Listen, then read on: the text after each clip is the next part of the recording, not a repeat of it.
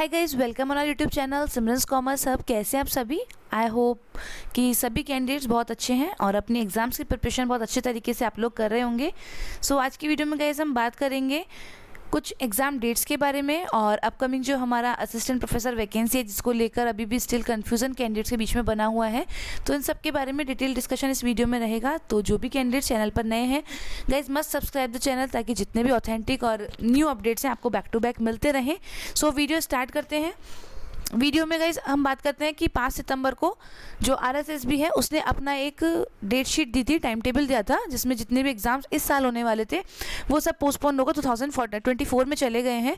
तो यहाँ पर हम कुछ जो इंपॉर्टेंट एग्जाम्स हैं उनको अगर देखें तो यहाँ पर सूचना सहायक सीधी भर्ती परीक्षा 21 जनवरी यानी कि जनवरी 2024 21 जनवरी से पेपर स्टार्ट होंगे यहाँ पर।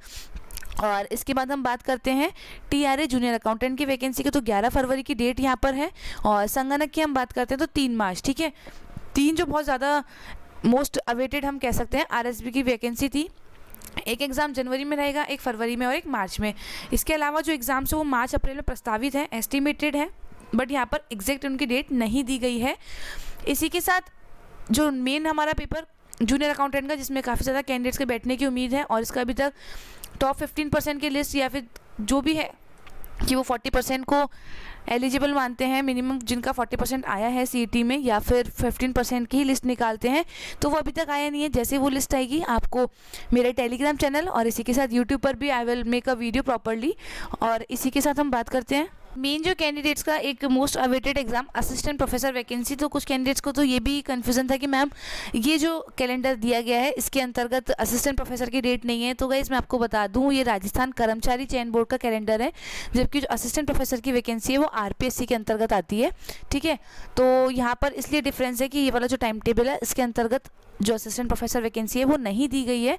और इसके साथ हम बात करते हैं असिस्टेंट प्रोफेसर वैकेंसी के बारे में। अब तो मैंने जस्ट मेरा एक प्रीवियस वीडियो बनाया था और उसमें मैंने बात की थी कि ये जो एग्ज़ाम है वो अक्टूबर में नहीं होगा, and I was assure about it. और उसे जो वीडियो था उसमें मैं श्योरली ये बात कही थी कि एग्ज़ाम अक्टूबर में किसी भी हालत में पॉसिबल नहीं है, एक एक्सेप्शन की बात अलग थी, ठीक है। So finally I am still on that कि अक्टूबर में तो ये एग्ज़ाम किसी भी हालत में अभी भी पॉसिबल नहीं है।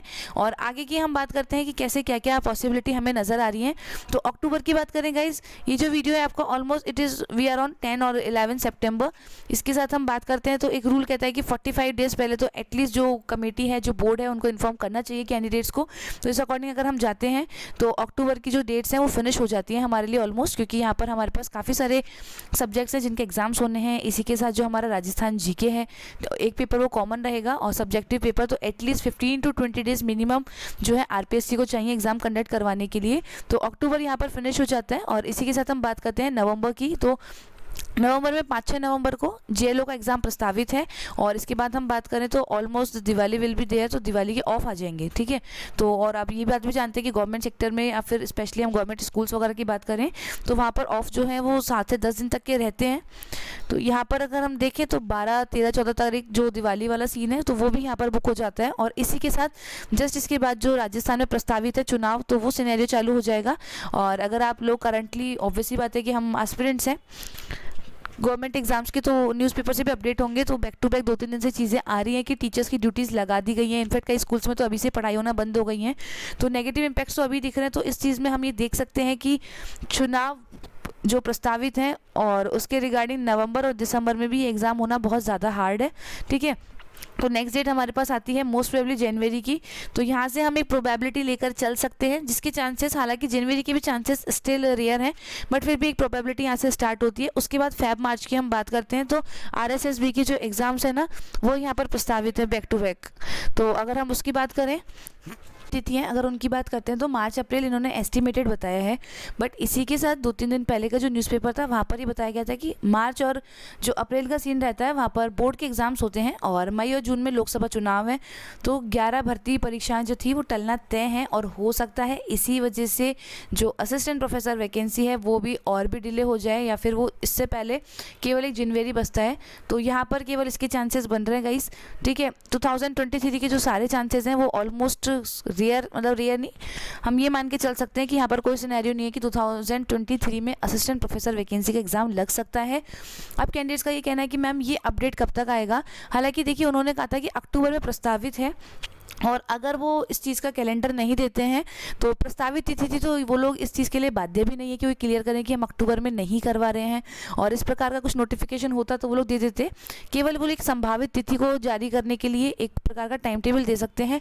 बट वो भी वो लोग कब तक देंगे, उसमें जो उपेंद्र यादव है उनका एक वीडियो भी आया था जिसमें उन्होंने अपने लाइव में कहा था कि आरपीएससी के सचिव हैं, उन्होंने कहा है कि 1 अक्टूबर को आरएस का एग्ज़ाम होने के बाद जो असिस्टेंट प्रोफेसर वैकेंसी है उसकी डेट्स पर विचार किया जाएगा। तो एज़ पर द वीडियो उसका रेफरेंस अगर लेते हैं और अगर बात करते हैं तो मे बी पॉसिबल है कि अभी 10-15 दिन तक तो इस चीज़ को क्लियर होने की कोई चांसेस है नहीं।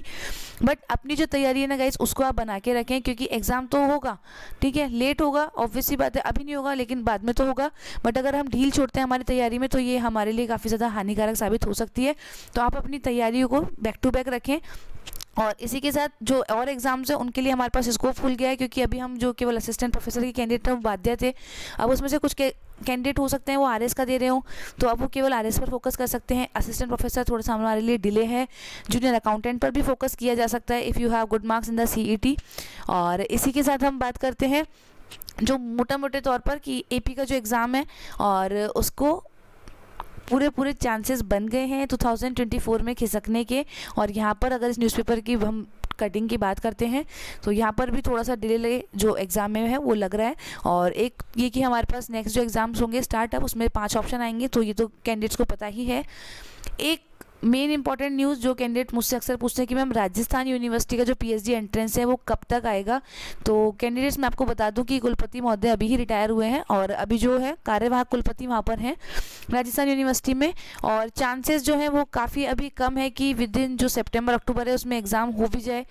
एग्ज़ाम क्या नोटिफिकेशन आ जाए तो उसके चांसेस बहुत ही रेयर हैं। और उसके बाद वही चीज़ है कि चुनाव प्रस्तावित हैं और सुनने में आया कि यूनिवर्सिटी के जो टीचर्स हैं उनकी भी ड्यूटीज इस बार वहाँ पर लग रही है, तो हो सकता है और भी डिले हो जाए।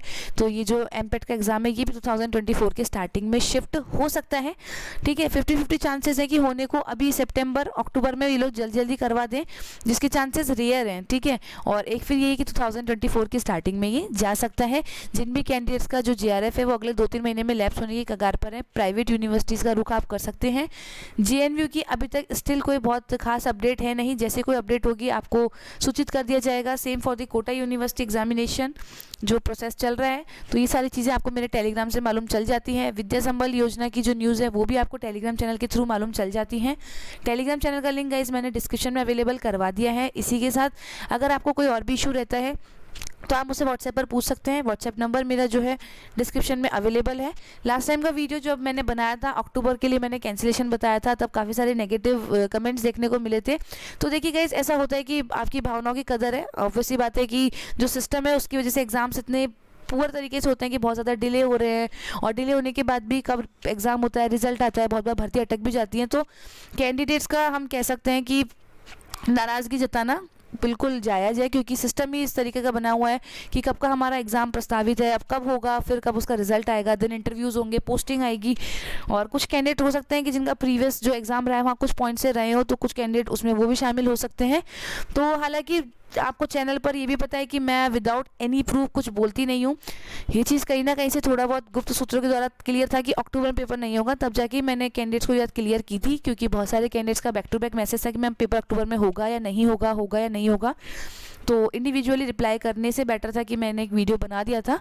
तो इस बार भी I am on the same track कि नहीं हो रहा है एग्ज़ाम। आप लोग अपनी प्रिपरेशन बनाए रखें, उसमें आप कमी मत आने दीजिए। हालांकि ऑब्वियसली बात है साइकोलॉजिकल थॉट्स होते हैं, थोड़े बहुत वेरिएशंस हमें देखने को मिलेंगे, बट रिदम मत तोड़िएगा। जितना हम अपना प्रिपरेशन कर सकते हैं, ऑब्वियसली बात है कि अब तो हमारे पास और ज़्यादा टाइम है, हम अपनी प्रिपरेशंस को बेस्ट कर सकते हैं। और इसी के साथ अगर कुछ और रह जाता है तो आप कमेंट सेक्शन में पूछ सकते हैं मुझसे। ट्राई किया है मैंने कि जितने भी कन्फ्यूजन्स थे वो मैं यहाँ पर क्लियर कर पाऊँ। मोटे तौर पर 3-4 भर्तियों की हमने बात कर ली है और कुछ जो एग्ज़ाम्स हैं वो और भी आगे शिफ्ट होने की कगार पर हैं। तो देखते हैं कब क्या कैसे होता है। सारी जानकारी आपको मिलेगी मेरे यूट्यूब, टेलीग्राम और व्हाट्सएप स्टेटस के थ्रू, तो आप वहाँ पर मुझसे कॉन्टैक्ट कर सकते हैं।